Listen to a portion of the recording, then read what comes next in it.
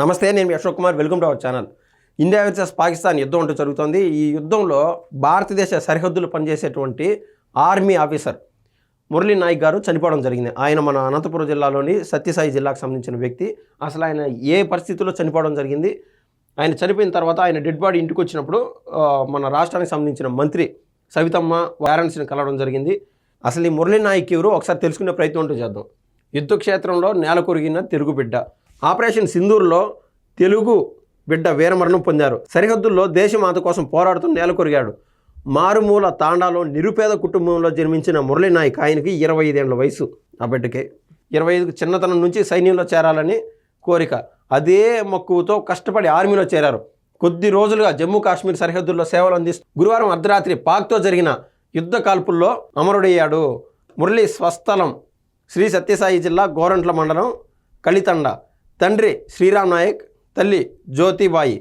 అదేవిధంగా మురళీకి చిన్నతనం నుంచి దేశభక్తి ఎక్కువని, అందుకే రైల్వేలో వచ్చిన ఉద్యోగాన్ని కూడా వదిలి ఆర్మీలో చేరారని గ్రామస్తులు, బంధువులు తెలిపారు. 2022 డిసెంబర్లో గుంటూరులో జరిగిన ఎంపిక ప్రక్రియలో అగ్నివీర్గా సెలెక్ట్ అయ్యారు.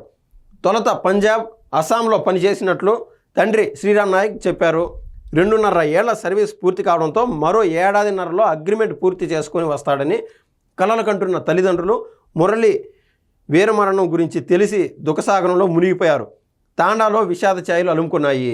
ఏకైక సంతానం అయిన వాళ్ళ తల్లిదండ్రులకి. మురళి తల్లిదండ్రులు తమకు ఏకైక కుమారుడిని ఉన్నత స్థాయిలో చూడాలని ఆశించారు.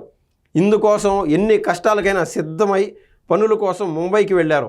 అక్కడ తండ్రి భవన నిర్మాణ కార్మికుడిగా పనిచేస్తుండగా తల్లి ఇళ్లలో పనులు చేస్తూ ఉండేవారు.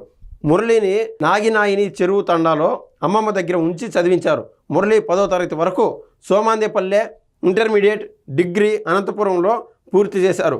శ్రీరామ్ నాయక్, జ్యోతిబాయి దంపతులు తండాలో మంగళవారం జరిగిన జాతరలో పాల్గొనడానికి ముంబై నుంచి వచ్చారు.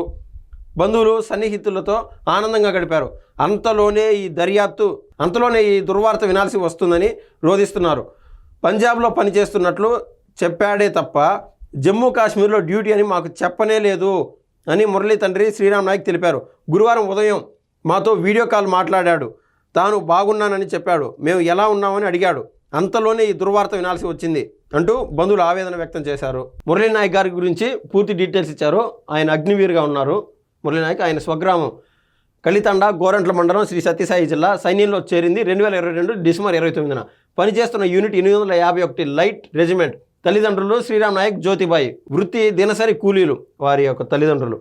పెళ్లి చేయాలని ఇల్లు కట్టుకొని గారాభంగా పెంచుకుంటున్న కుమారుడికి పెళ్లి చేయాలనే యోచనలో తాండాలో ఇటీవల కొత్తగా ఇల్లు కట్టుకున్నారు. అతని మరణ వార్తతో ఇక తామెవరి కోసం బతకాలంటూ తల్లిదండ్రులు కన్నీటి పర్యంతమయ్యారు. మురళీ నాయక్ భౌతిక కాయం శనివారం కలితండాకు చేరనుందని అధికార వర్గాలు పేర్కొన్నాయి. అదే రోజు ప్రభుత్వ అధికార లాంఛనాలతో స్వగ్రామంలోనే అంత్యక్రియలు నిర్వహించనున్నారు.